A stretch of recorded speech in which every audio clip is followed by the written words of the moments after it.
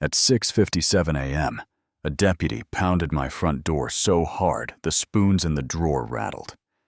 He said I was abandoning my home, and across the cul-de-sac, the HOA president stood there in a white tracksuit with that little winner's grin, like she already had the headline written. The part she didn't know was simple, but fatal. I used to help draw the lines for Redfield County, and when you know where the lines really are, the power games shrink fast. My name is Mason Hale. I'm 44, former county survey tech turned kitchen fixer and odd job guy. And those boxes by the door weren't a surrender. They were my slow goodbye, because the strip of woodland out back was going to a small conservancy in my sister June's name. She loved owls. She loved quiet. And if you've ever packed a house while talking to someone who isn't there anymore, then you get why I wanted to do this right. The deputy was young. Yes, sir. Polite eyes scanning the moving boxes, as if they might confess. And behind him, perched like a director, was Carla Whitcomb, president of the Pine Ridge at Willow Lake, HOA clipboard soldier Stan, beside her with his camera phone already rolling. I told the deputy closing was next week. The rear tract had its own parcel ID due. Go ahead and check this was civil, and Carla slid a paper into the frame like a magician with a dove. Violation MB 3421, $500 for unauthorized transition of property use. We require continuous occupancy during changes. She purred and unmanaged. Woodlands are a liability, which is HOA for because I said so.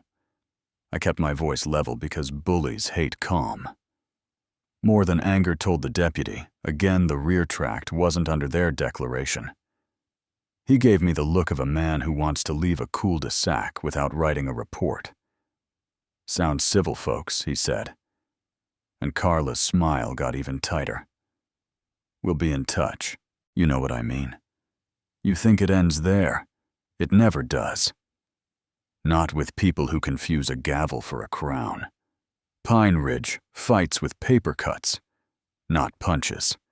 So by lunch, there was a notice taped to my door for $150. Abandoned materials, meaning flattened cardboard. On recycling day. Next morning, $300 for unauthorized boundary modification, because I replaced a rotted fence post on my own line. Then $75 a day for landscape neglect, because my native grasses had gone to seed for the pollinators. None of it could kill you by itself. All of it was meant to bleed you out. The moment I stopped playing nice was a Tuesday at 4:12 p.m. I stepped into the yard and found June's wind chime copper tubes and a little cedar leaf she'd carved with her pocket knife ripped down and smashed in the mulch, and a fresh notice stuck to the broken hanger. Non-approved architectural element to remove, immediately signed by Stan. I picked up that cedar leaf and felt the smooth edge where her thumbs had polished it on summer nights. The air went cold. I don't throw things, but I wanted to. I drove straight to Redfield County planning. The place that smells like paper and toner and secrets. Asked the clerk, Riley Patterson, for the original plat, and anything that proved my rear tract never fell under the HOA. She unrolled a big sheet, tapped the heavy line with a red pen. Their reach ends here, she said, "Petulumans." She stamped copies. The sound of that stamp thudding felt like a spine sliding back into place. I rolled the map into a tube and went home with proof. I even tried reason one last time. Showed up at the monthly meeting in the clubhouse that smells like lemon cleaner. Fluorescent hum. Folding chairs. You know the scene. I stood and kept my hands visible, like I was approaching a skittish horse. 3 items, I said. harassment fines, vandalism of my sister's wind chime. Jurisdiction over my rear tract, I slid the certified plat across the table. Carla didn't even look, banged the gavel out of order. Disputes go to compliance in writing. Legal review will block any donation until we ensure safety.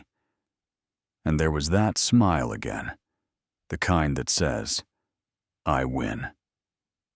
Because I say I win. I felt something click inside me, not rage the gear finding its tooth. I left while neighbors studied their shoes like maybe the answers were written down there. You ever get tired of talking and decide to measure instead? That happened for 3 nights. I walked the tree line from 2 to 4 a.m. with a headlamp.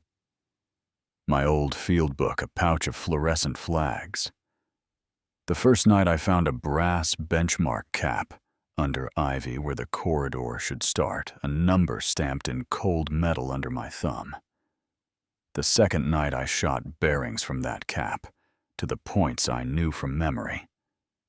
The third night the orange flags ran like breadcrumbs across the leaves. I wasn't guessing, I was verifying. Saturday morning, 2 deputies arrived with a different kind of posture. Carla's black SUV idled at the curb, with her window cracked, like a director, whispering notes to a scene. The heavier deputy read from a paper emergency injunction. Cease activity on the adjacent parcel. Allegations of unpermitted trenching and possible environmental harm. And I pulled every flag as ordered. Zip, zip, zip, each one. A little retreat by lunch. The Conservancy called and pressed, pause on the donation until the injunction cleared. We can't be in the news for the wrong reason, the director said, polite, but tight, and I sat in the half-empty living room with that weird hollow sound a house makes when the couch is gone. Looked at June's photo and said, I'm sorry, like she could answer sometimes, audacity beats accuracy for a minute. That night, Hope arrived in an ugly envelope county executive office. I opened it under the streetlight and read the line that raised my blood like sunrise. A dormant public access and utility easement filed in 1996 runs along the northern edge of Pine Ridge, and the easement holder named in the attached survey contract retains activation rights. The corridor is plotted. Clip the back of Carla's perfect corner lot by 8 to 10 feet. Her patio, her prize viburnum, all of it. I didn't breathe for a beat, then I laughed once the movie door swung open. Monday morning, I filed the intent to activate with Riley, intended use community access lane and maintenance corridor stamp. Thud blue copy slid across the counter. This will change the temperature of your cul-de-sac, she said. You ready for that? I thought of the smashed wind chime and said, more than ready. 48 hours later, a county truck rolled in with 2 guys. A post driver and a shiny green sign. I sat on my porch with coffee because the universe enjoys good timing. Carla came out waving her phone. You cannot block our street, she snapped. The foreman checked his clipboard. We're not blocking, ma'am. We're opening. He pointed to the scrub at the end of the cul-de-sac. The post driver thunked the sign rose public access lane. HOA restrictions, not applicable. The sound Carla made was between a squeak and a hiss. I will call legal, she said. We already did, he answered, and the brushwork began. That night I set up a projector in my garage, shot a satellite image on the door, called neighbors I trusted. Ben Ortiz from 2 houses down, Mrs. Caldwell. With the terrier, the Brooks family, who got written up for a whimsical porch swing. I laid a transparency with my lines blue. For the HOA boundary that stopped short of green for my parcel. Red for the corridor, now active. This is eyesight, not faith, I said. and you could see a room tilt when people realize the lion is just a woman on a chair, shouting at a mouse. Mrs. Caldwell stared at the red path and whispered, "She'd find me for wind chimes. Desperate people get messier on the way down." Carla blasted an all-caps email about land theft and criminals, pushed a petition to reinstate herself with signatures from folks out of town. And one man who sold 3 months ago tried to corner a building inspector behind the strip mall to push a safety closure. He reported it. And at 1:12 a.m., my trail cam caught her by the storm grate bucket in one hand, trowel in the other, digging and bagging soil for the contamination story she planned to sell. I copied the clip to a thumb drive and handed it to the same deputy who'd served me. He watched, sighed. Trespass. And if she uses it, tampering. Carla called an emergency meeting that night to address slander and illegal seizure. The clubhouse was packed, the air tight as a jar. She started reading, "This community will not be bullied by misinformation." And I walked to the corkboard, pinned a 36 by 60 zoning print I'd laminated at Quick Copy. 3 colors told the tale.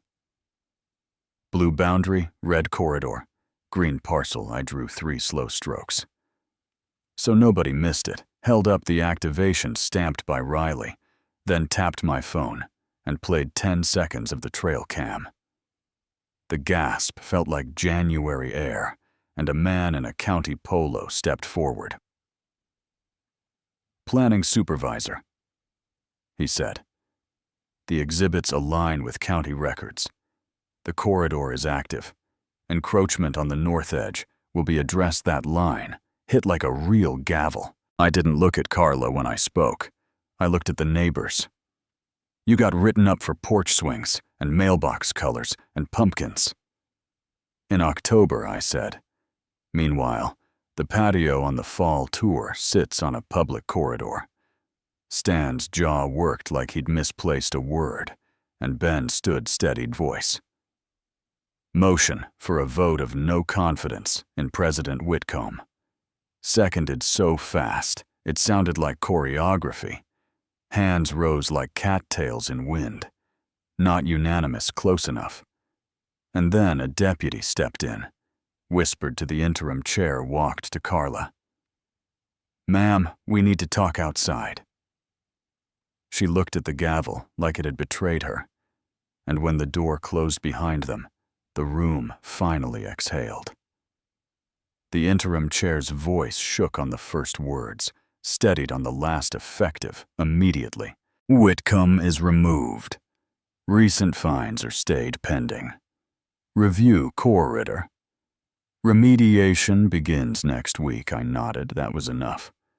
No ribbon cutting. No champagne. Just air. Returning to the right pressure.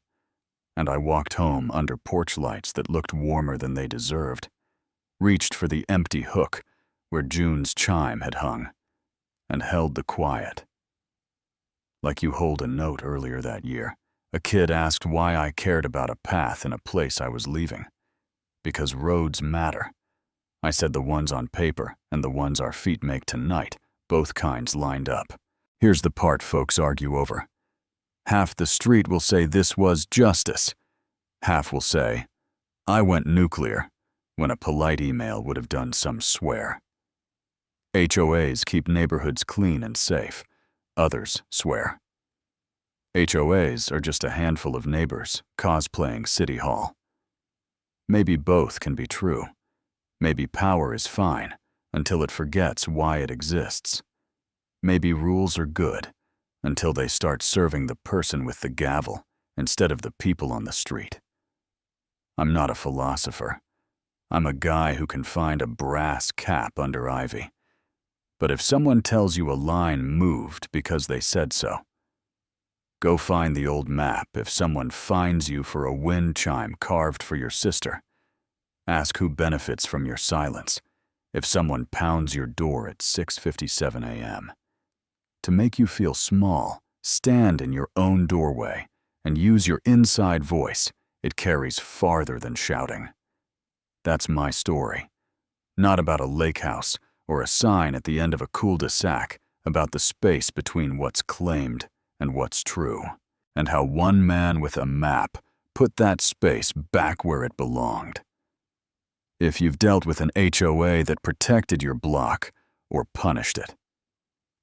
If you think I went too far, or not far enough, tell me in the comments. Who was right? Who was wrong, and where the line should be? Drop your city and state.